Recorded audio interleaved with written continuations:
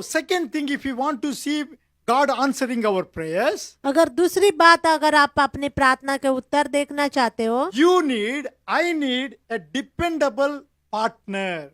हमें एक साथी की जरूरत है जिस पर हम निर्भर रह सके. To make it very simple, we need a prayer friend.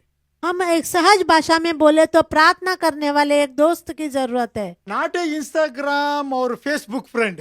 Instagram और फेसबुक वाले दोस्त नहीं. You may be proud you have a 500 or a 600, even 1,000 friends in the Facebook. आपको बहुत गर्व महसूस होता होगा कि मेरे बहुत सारे फ्रेंड्स हैं फेसबुक पर. That is fine, that is well and good. तो ठीक है, ये अच्छी बात है. But we need a friend who can stand with us in prayer. लेकिन हमें एक ऐसे दोस्त की जरूरत है जो हम प्रार्थना में हमारे साथ खड़े हो सके. In this passage we read that Paul did not pray. ये Not just Paul alone did not pray. तो इस वचन में भी हमने पढ़ा कि पौलुस अकेला नहीं प्रार्थना कर रहा था. Paul and Silas joined together and they prayed together. पौलुस और सिलास दोनों एक मन होके मिल के प्रार्थना कर रहे While थे. they're praying together, they saw the breakthrough. जब वो एक साथ प्रार्थना कर रहे थे तब उन्होंने बदलावट को देखा. So there is a power when we come together and pray together. और जब हम एक साथ मिल के एक मन होके प्रार्थना करते हैं, उस प्रार्थना में बहुत सामर्थ होती है. Because Jesus said, where 2 or 3 gather in my name, I will command my blessings there. क्योंकि यीशु मसीह ने कहा जहाँ 2 या 3 मेरे नाम से इकट्ठा है वहाँ पे मैं उपस्थित हूँ. So when we pray together with our friends, we will see breakthrough in our prayer. जब हम प्रार्थना करेंगे अपने मित्रों के साथ मिल के तब हम बदलावट को देखने Today पाएंगे. I am in the ministry आज मैं सेवकाई में हूँ because there are many people who prays for me. क्योंकि बहुत सारे लोग मेरे लिए प्रार्थना कर रहे हैं. And I have 4 friends, even midnight, I can call them and say, hey, can you pray for me? I'm going through this challenge. और 4 दोस्त मेरे पास ऐसे हैं कि मैं मध्य रात्रि में भी उनको फोन करके मैं बोल सकता हूँ कि आप मेरे लिए प्रार्थना करो.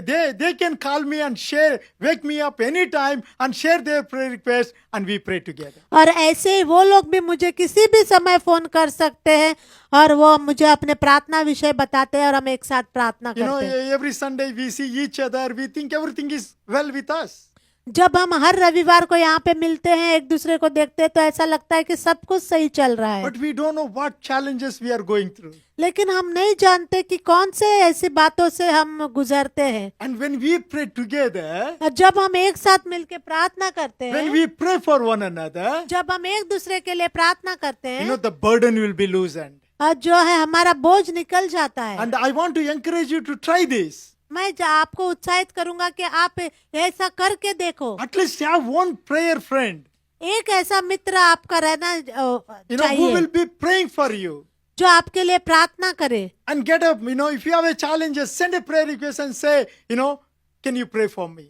अगर कोई आवाहन आपके जीवन में है तो आप उसको उस विषय में भेज सको ताकि वो प्रार्थना करे. So we need a friend who can stand with us and pray with us. हमें एक ऐसे मित्र की जरूरत है जो हमारे साथ प्रार्थना में खड़ा हो सके. So even Jesus had a friends. यीशु मसीह के भी मित्र थे. Every time Jesus went to pray, जब भी यीशु मसीह प्रार्थना करने के लिए he जाते invited his disciples to pray with him. थे, वो अपने चेलों को अपने साथ लेके जाते थे. If Jesus practiced this one, अगर यीशु मसीह ने ऐसा कर रहे थे and you and I should have this a prayer friend.